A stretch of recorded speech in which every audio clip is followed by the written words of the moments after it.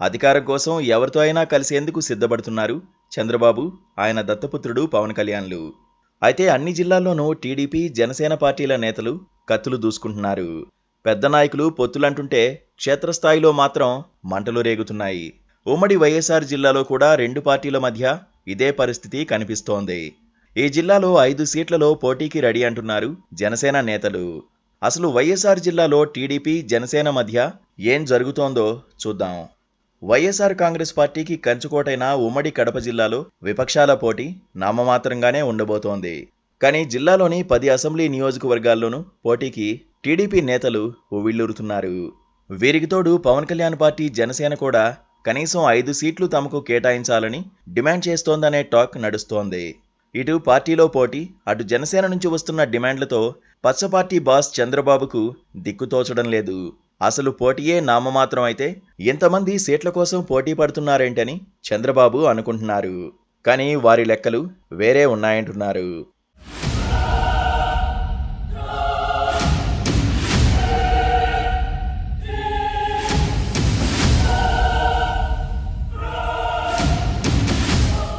రెండు పార్టీల మధ్య పొత్తు మాటలకే పరిమితం అవుతుందని, క్షేత్రస్థాయిలో కత్తులు దూసుకోవడం తప్పదనే అభిప్రాయాలు వ్యక్తమవుతున్నాయి. ఈ జిల్లాలో జనసేన అభ్యర్థులు కడప, రాజంపేట, రైల్వే కోడూరు, మైదుకూరు, బద్వేలు నియోజకవర్గాల్లో పోటీ చేసేందుకు ఉత్సాహం చూపుతున్నారు. ఇందులో భాగంగా పలుమార్లు పార్టీ నాయకులతో సమావేశమై తమ వంతు ప్రయత్నాలు కొనసాగిస్తున్నారు. కడప నియోజకవర్గంలో గత ఎన్నికల్లో పోటీ చేసిన సుంకర శ్రీనివాస్ మరోమారు పోటీ చేసేందుకు సిద్ధమయ్యారు. కానీ కడపలో టీడీపీ తరపునే 3 పోటీ పడుతున్నారు.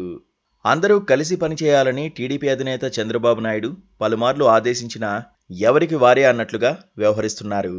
వీరిలో ఒకరికి టికెట్ ఇస్తే మిగిలిన ఇద్దరూ కలిసి పార్టీ అభ్యర్థికి వ్యతిరేకంగా పనిచేసే పరిస్థితి కనిపిస్తోంది. ఇప్పుడు జనసేన నేత సుంకర శ్రీనివాస్ సైతం కడపలో బలిజల ఓట్లు పెద్ద సంఖ్యలో ఉన్నందున తనకే అవకాశం ఇవ్వాలని కోరుతున్నారు. మొదట్లో అందరూ కలిసి షూరిటీ, బాబు గ్యారంటీ పేరుతో తిరుగుతూ ప్రచారం నిర్వహించారు. కానీ టీడీపీ వ్యూహం తెలుసుకున్న జనసేన నేతలు ఆ పార్టీకి ప్రచారం చేయడం మానేశారు. ఇప్పుడు జనసేన నేత సుంకర శ్రీనివాస్ కూడా ప్రత్యేకంగా ఇంటింటి ప్రచారం నిర్వహిస్తున్నారు. ఇక అన్నమయ్య జిల్లా పరిధిలోని రాజంపేటలోనూ ఇలాంటి పోరే నడుస్తోంది. ఇక్కడ టీడీపీలో 2 నేతల మధ్య టికెట్ వారు నడుస్తోంది. వీరిద్దరి మధ్యలోకి జనసేన అభ్యర్థిగా మాజీ టిడ్కో అధికారి ఎల్లటూరి శ్రీనివాసరాజు తెరపైకి వచ్చారు.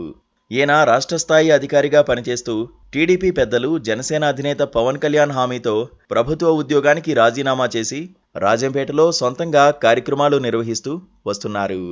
ఇప్పుడు శ్రీనివాసరాజు పరిస్థితి కూడా అయోమయంగా మారింది. టికెట్ ఖాయమని చెప్పడంతో ఉద్యోగం వదులుకుని జనసేనలో చేరితే ఇంతవరకు టికెట్ ఖరారు చేయలేదు. ఏదేమైనా రాజంపేట టికెట్ తనకే కావాలని మాజీ ప్రభుత్వాధికారి గట్టిగా తన గళం వినిపిస్తున్నా టీడీపీలోని పోటీదారులు కూడా ఏమాత్రం వెనక్కు తగ్గడం లేదు.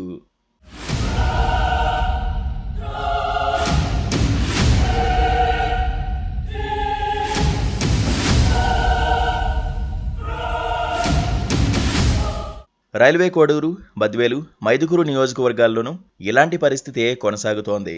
రాష్ట్ర స్థాయిలో అధికారం కోసం చంద్రబాబు, పవన్లు నానాగడ్డీ కరుస్తుంటే క్షేత్రస్థాయిలో మాత్రం టికెట్ల కోసం ఫైట్ కొనసాగుతోంది. టీడీపీ, జనసేన నాయకులు ఒకరిపై ఒకరు కత్తులు దూసుకుంటున్నారు. జిల్లాలో వైఎస్ఆర్ కాంగ్రెస్ను ఎదుర్కొని ఒక్క సీటు కూడా టీడీపీ, జనసేన గెలిచే పరిస్థితి లేదని, కానీ పోటీ ఎక్కువైందంటే వారి లెక్కలు వేరేగా ఉన్నాయనే కామెంట్స్ వినిపిస్తున్నాయి.